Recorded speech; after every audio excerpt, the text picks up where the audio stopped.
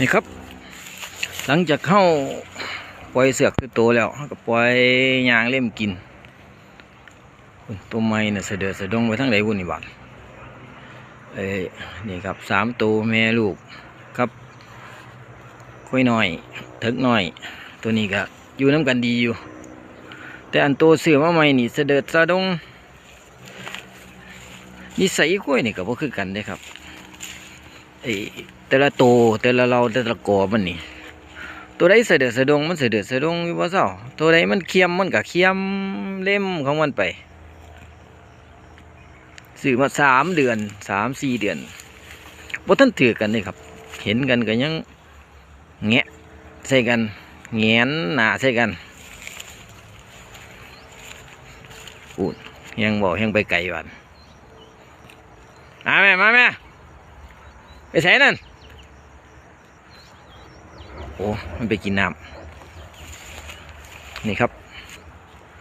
ก็สิมีแต่ตัวอ้วนๆอยู่ดอกตัวซุ่มเก่าตัวซื้อมาใหม่กะซื้อมาใหม่ๆนี่จอยแข็งแรงครับพยาธิหลายแต่ทายพยาธิบ่ได้มีลูกติดท้องมาบัดลูกออกมาได้เดือนหนึ่ง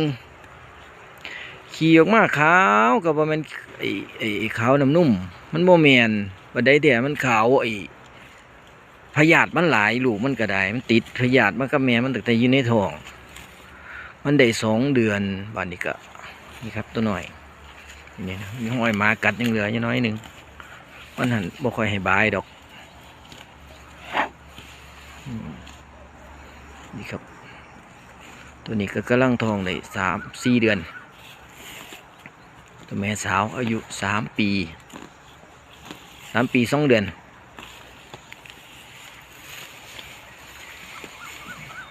บักน้อย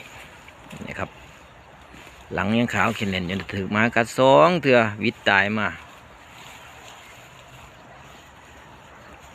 เกิดมือมีพายุพอดีก็เลยตั้งชื่อมันว่าบักพายุบัดนี้ก็รอดหมามา2 เถื่อเกือบตายก็สิตั้งชื่อไม่ละว่าเป็นบักบุญรอดแล้วล่ะนี่ครับมันก็เล่มหญ้าของมันไปหญ้าเกิดไหมครับน้ำบกประมาณเครื่องเดือนน้ำเขาก็บกดินก็ยังซุ่มๆอยู่แต่มันก็เบิ่งแห้งๆอยู่นิดนึงเริ่มแห้งแล้วล่ะอากาศดีครับก็เลี้ยงไปเรื่อยๆกะว่าก็บ่ไกลครับจากนี้ฮอดเถียงก็สิประมาณ700-800 เมตรก็สิค่ำพอดีตอนนี้ก็สิเกือบ6 โมงละ6 โมงประมาณ6 โมงนิดๆครับนี่แหละครับกิจกรรมยามว่างหลังจากมือหยุดสำหรับมือหยุดก็กะว่าอนาคตก็น่าสิมีเวลาให้มันหลายกว่านี้เลี้ยงมากก็อยากเลี้ยงมีความสุขตัวครับอยู่กับธรรมชาติอากาศก็เริ่มเย็นลงหายใจสดชื่นดีครับ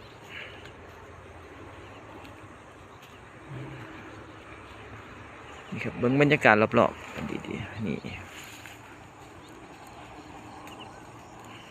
ตะเว้นกับโต๊ะดินแล้วครับนี่โต๊ะดินน่ะเขาก็โต๊ะมันบรรยากาศรอบๆเสียงนกเสียงไก่ดีเยอะครับบรรยากาศครับสำหรับมือนี้ก็เอาพาไปซ้ำนี่ก่อนครับไปนำกล้วยก่อนจังนี้ไปใส่บ้านนี่